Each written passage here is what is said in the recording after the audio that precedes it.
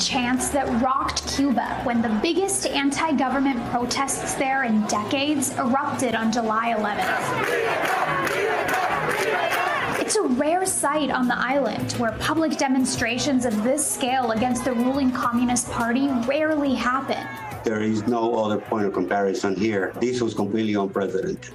It's a result of what we keep calling a perfect storm of factors affecting the Cuban people. Cuba has been distraught with severe food and medicine shortages, which have gotten worse during the pandemic. But it's not just these factors that led to this breaking point. So how did we get here?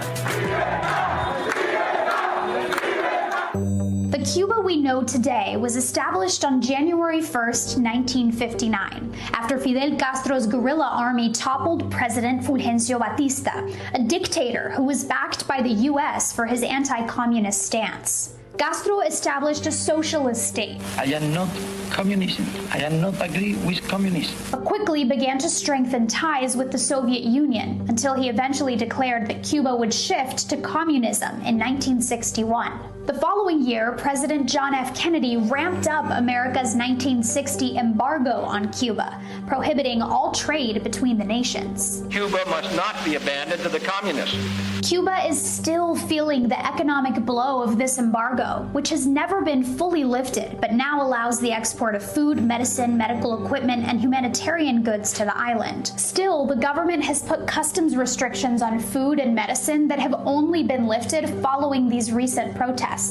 The United Nations estimates that Cuba has lost approximately $130 billion due to the embargo, and Cuba's economic crisis is at its worst since the fall of the Soviet Union in 1991. Things have gotten so bad that Cuba scrapped a ban on most private businesses in February. These include jobs like taxi driving or running a restaurant, both of which can pay more in a day than the average Cuban makes in a whole month, because the government doesn't control how much workers in those roles make.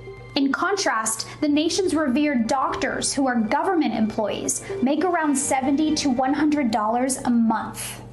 This hostility to the private sector leaves many Cubans living off their government salary and rations. Cuba is also notorious for squashing dissent, holding thousands of political prisoners over the years, including more than 1,000 arbitrary detentions in 2020 alone, according to the Cuban Human Rights Observatory. A fierce crackdown on freedom of expression against the government is another reason behind the mass exodus of Cubans to America. Approximately 1.4 million people have fled the island since 1959, notably to places like Miami.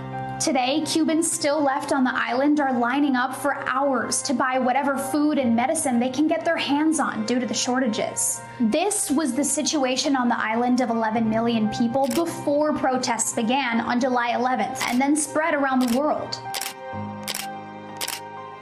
As word of the protests spread on social media, Cuba shut down the only internet provider on the island. You have an increase connectivity between Cubans because there are more cell phones in Cuba. And that allowed Cubans to bypass the government monopoly of information. People saw what happened in one town and then went out into the streets, and then it went to another town. It was sort of a chain reaction. Cuba's government said the protests were financed by the U.S. and that Cuban Americans instigated the unrest on social media.